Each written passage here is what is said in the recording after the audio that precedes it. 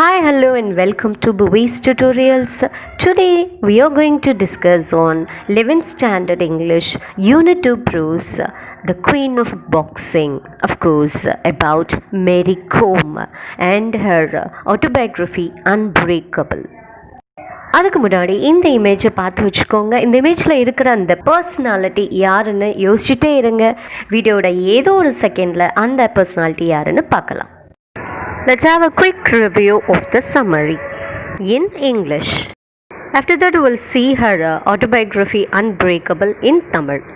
Mary Kom is an Indian women boxer with an Olympic medal. Her full name is Mangte Changnejang Mary Kom.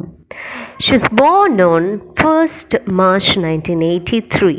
She is not one-time but 5-time champion of world amateur boxing.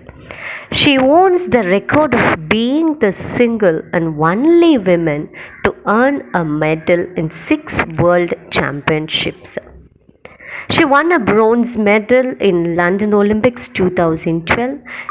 She is a Padma Bhushan awardee and was very much inspired by another Padma Bhushan awardee, Asian Games medalist in boxing, Dingo Singh of Manipur. She has won uncountable awards till date.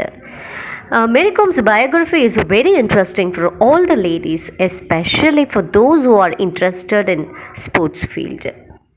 Actually, she was born in a small village of Manipur. Manipur state boxing coach Najit Singh played a vital role in her training. He not only gave her boxing training, but made her learn social and living skills too. Her marriage is also an interesting part of her life. She got proposed by a handsome young man named K. Onlar Kom in New Delhi when she was going for National Games 2001 Punjab.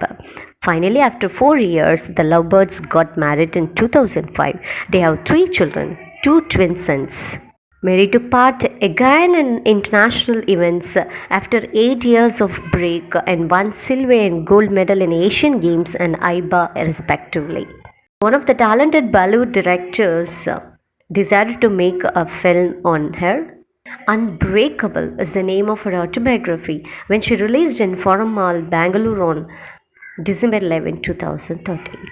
She also started a female club for fighting in Impal, Manipur. Ladies of different ages are allowed to learn various fighting skills to defend themselves from any kind of evil practices against them.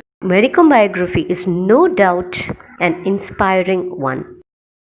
ரொம்ப புகழ்பெற்ற விளையாட்டு வீரர்களோட அந்த ஆட்டோபயோகிராஃபின்னு சொல்லக்கூடிய சுயசரிதைகளை பற்றி படிக்கும்போது அவங்க எடுத்துட்ட அந்த சவால்கள், அவங்களோட குறிக்கோளை அடையிறதுக்காக அவங்க எடுத்த இடைவிடாத அந்த முயற்சி, இதெல்லாம் பார்த்து படிக்கும்போது நம்மளோட ஆர்வத்தையும் நம்மளோட உள்ளுணர்வையும் தோண்டி நம்மளையும் சரியான பாதையை நோக்கி போகிறதுக்கு உதவி செய்யும்.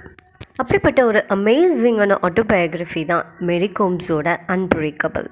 அந்த அன்பிரேக்கபிள் ஆட்டோபயோகிராஃபியில் இருந்து எடுக்கப்பட்ட ஒரு சின்ன பார்ட்டு தான் 11th இங்கிலீஷ் புக்கில் கொடுத்துருக்கக்கூடிய அந்த unit prose the queen of boxing. November to December 2001 உலக பெண்களுக்கான குத்துச்சண்டை வீரராக தேர்வு செய்யப்படுறாங்க. அவங்க ரொம்ப புவரான ஃபேமிலி அப்படிங்கிறதுனால அவங்களோட பயணத்துக்கு அவங்களோட அப்பா வெறும் 2000 ரூபாய் மட்டும்தான் சேகரித்து தர முடியுது. ரொம்பவே மனம் நொந்து போய் கவலையோடு இருக்காங்க. ஆன்லர் மற்றும் சில பேரோட உதவியோடு அவங்க ஓரளவுக்கு நிம்மதியாக அமெரிக்கா கிளம்பி செல்கிறாங்க. அந்த அமெரிக்க பயணம் எந்த அளவுக்கு ரொம்ப அழகாகவும் மனசுக்கும் கண்ணுக்கும் மகிழ்வூட்டதாகவும் இருந்தது அப்படின்னு சொல்கிறாங்க. ஆனால் அவங்களோட அணி கடைசியாக போனதுனால விமான நிலையத்திலேருந்து நேரடியாகவே விளையாட்டிற்கு செல்ல வேண்டியதாகிடுச்சு. அதனால் ஒவ்வொருத்தராக தோற்று போனாங்க. மேரி கோம் இறுதிப் போட்டி வரைக்கும் முன்னேறி சென்றாங்க. தங்கப்பதக்கம் வெல்லும் அப்படிங்கிற நம்பிக்கை இருந்தது. இறுதிப் போட்டி வரைக்கும் வந்தவங்க கடைசி போட்டியில் 13-5 என்ற புள்ளிக்கணக்கில் தோல்விடுறாங்க. அங்கே அவங்களுக்கு ஏற்பட்ட ரொம்ப பெரிய பாதகமான விஷயம்னு அவங்க எதை சொல்கிறாங்க அப்படின்னா, அவங்களுக்கு ஏற்பட்ட அந்த பசியின்மை. அங்கே உள்ள உணவுகளை பழக்கிக்கொள்ள அவங்களால முடியல. இதனால் அவங்களோட எடை குறைய தொடங்கியிருக்கு. ஸோ உணவுக்கு கூட அவங்க எவ்வளோ கஷ்டப்பட்டிருக்காங்கன்னு பாருங்கள். இந்தியா திரும்பி வந்தப்போ விமான நிலையத்தில் டெல்லியில் ரொம்ப சூப்பரான ஒரு நல்ல வரவேற்பு கிடச்சிருக்கு. மாலை மேளதாளங்கள் நடனங்களோட வரவேற்கப்பட்டிருக்காங்க. அந்த நிகழ்வு எதிர்காலத்தில் நடைபெறும் போட்டிகளில் தங்கப்பதக்கம் வெல்லுவோம் அப்படிங்கிற ஒரு நம்பிக்கையை தெரிவித்ததாக சொல்கிறாங்க. இறுதிப் போட்டியில் தோற்றாலும் அவங்களுக்குள்ள ஒரு பெரிய தன்னம்பிக்கை ஒன்று வருது. எந்த ஒரு குத்துச்சண்டை வீரரை கூட தன்னால் எதிர்கொள்ள முடியும் அப்படிங்கிற ஒரு முடிவை உண்டாக்குது. மேரிக்கும் அவங்களோட சாதனை வாழ்வில் பல்வேறு முறைகளில் பல நாடுகளில் போட்டிகளுக்காக பயணம் செய்ய வேண்டியிருந்ததுன்னு சொல்கிறாங்க. சைனாவில் ஸ்பூனுக்கு பதிலாக யூஸ் பண்ணக்கூடிய அந்த சாப்ஸ்டிக்ஸ் இது மாதிரி விஷயங்கள்லாம் அவங்களுக்கு ஈஸியாக இல்லை. கத்தி ஃபோர்க்கை பயன்படுத்தி ஓரளவுக்கு ஏதோ சாப்பிட்றாங்களாம். பென்சில்வேனியாவிலிருந்து பெற்ற வெள்ளிப்பதக்கம் மற்றும் அரசாங்கத்திடமிருந்து பெற்ற பரிசு தொகை அவங்களோட உடனடி பொருளாதார கவலைகளை முடிவுக்கு கொண்டு வந்ததுன்னு சொல்கிறாங்க. இருந்தாலும் ஒரு வேலையை நிரந்தரமான வருமானத்திற்காக ஒரு வேலையை விரும்பினாங்க.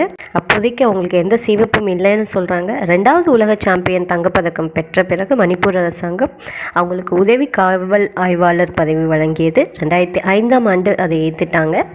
அதுதான் அவங்களோட நீண்ட நாள் கனவாக இருந்தது. அது கடைசியாக நிறைவேற்றப்பட்டுச்சு. 2005 ரஷ்யாவில் உள்ள புடால்ஸ்கில் நடைபெற்ற 3வது உலக பெண்கள் குத்துச்சண்டை சாம்பியன்ஷிப் போட்டியில் ஃபஸ்ட்டு இடத்த வாங்கினாங்க. வெண்கல பதக்கம் வாங்கின சரிதா தேவியும் இவங்களும் விமான நிலையத்தில் வச்சு வீர வரவேற்பு வழங்கி கௌரவிக்கப்பட்டாங்க. எல்லாருக்கும் ஒரு சந்தேகம் இருந்ததான், மேரேஜுக்கு பின்னாடியும் உங்களால் இதே மாதிரி பதக்க வேட்டையை வச்சுக்க முடியுமா, தக்க வச்சுக்க முடியுமா அப்படின்னு. ஆனால் 2005 அக்டோபர் 2006 நடைபெற்ற 3ஆம் மற்றும் 4ஆம் உலக பெண்கள் குத்துச்சண்டை சாம்பியன்ஷிப் போட்டிகள்லையும் கலந்துட்டு தங்கம் வென்றாங்க. ஆனால் இது எல்லாத்தோடையும் தன்னோட சொந்த மண்ணான 2006 நியூ டெல்லியில் நடந்த அந்த 4ஆம் உலக சாம்பியன்ஷிப் போட்டியில் அவங்க கலந்துட்டு ஜெயிச்சதை ரொம்ப பெரிய சாதனையாக சொல்கிறாங்க. 4 மட்டும் இல்லைங்க, 5, 6ன்னு உலக சாம்பியன்ஷிப்பை தொடர்ந்து பெற்று வந்ததுனால ஊடகங்கள் எல்லாம் அவங்கள குயின் ஆஃப் பாக்ஸிங், குத்துச்சண்டைகளின் ராணி அப்படின்னும், மேக்னிஃபிஷன் மேரி, மகத்துவமான மேரி அப்படின்னும் விதவிதமாக பெயர் வச்சு கொண்டாடினாங்களாம். இந்த ஆட்டோபயோகிராஃபி மூலமா படிப்பு மட்டும் இல்லை, ஸ்போர்ட்ஸ்லேயும் நம்ம முழு மனசோட முழு எய்மோட ஈடுபட்டோன்னா நம்ம வாழ்க்கையில் பெருசாக ஆகலாம், வாழ்க்கையில் சாதிக்கலாம் அப்படிங்கிறது மேரிகோமோட இந்த அன்பிரேக்கபிள் ஒரு example. I hope you understood this video content. Keep supporting. Thank you.